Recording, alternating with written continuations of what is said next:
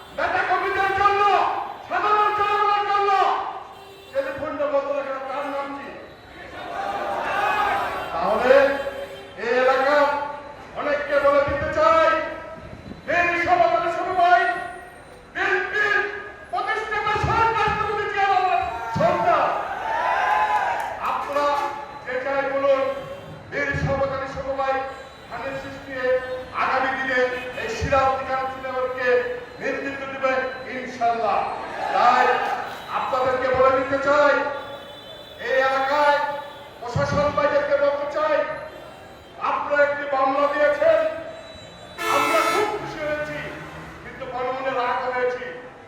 অনেক রাগের পর যারা এই এলাকার নেতৃত্ব দিয়েছে তাদের চেয়ারম্যান থেকে শুরু করে অনেক নেতৃত্ব ঘুরে বেড়াচ্ছে, তাদের নাম দেওয়া হয় নাই। কারণ এই এলাকার যেটা অপকর্ম রয়েছে তাদের নেতৃত্ব হয়েছে।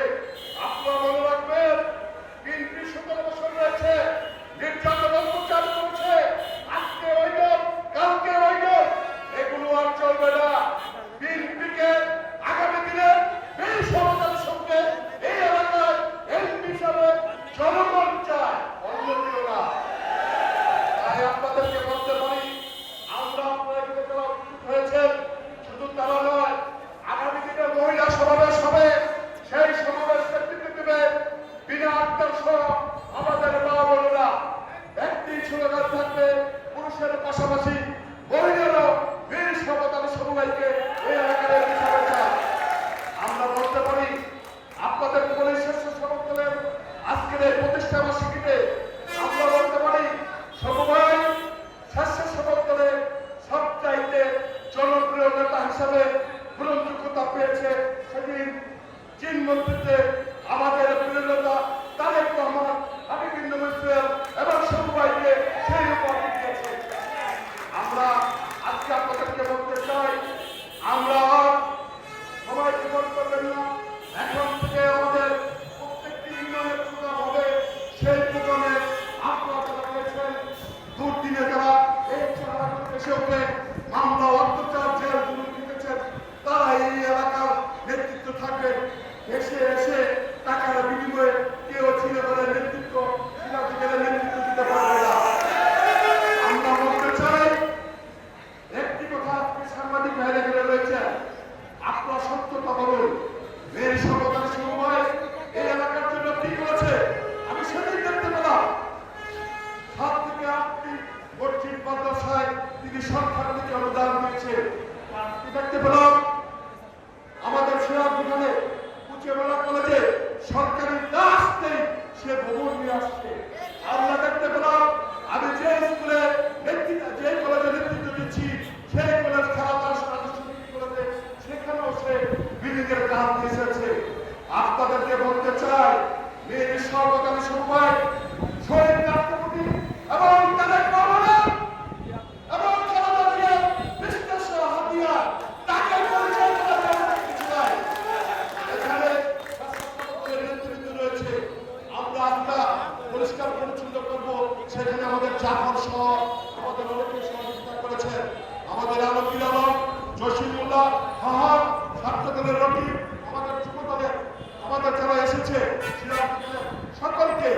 আমরা বলতে চাই আগামী দিনে কোনো ভুল বোঝাবুঝি নাই, সকলে ঐক্যবদ্ধভাবে বীর সন্তানের সবাইকে এই এলাকার হিসেবে দেখতে চাই।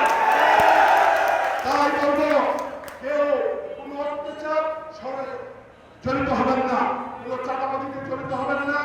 আমাদের নেতা কর্মীরা সবসময় মনে রাখবেন বীর সন্তানের সবাই আপনাদের খোঁজ খবর রাখে।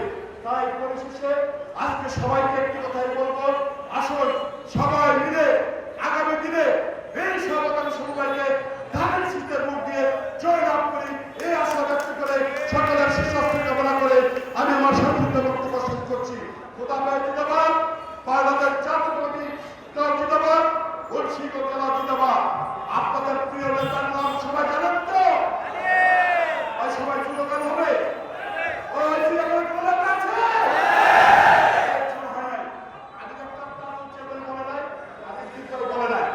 আবার বলতে হবে সিলেবাস কোনটা আছে?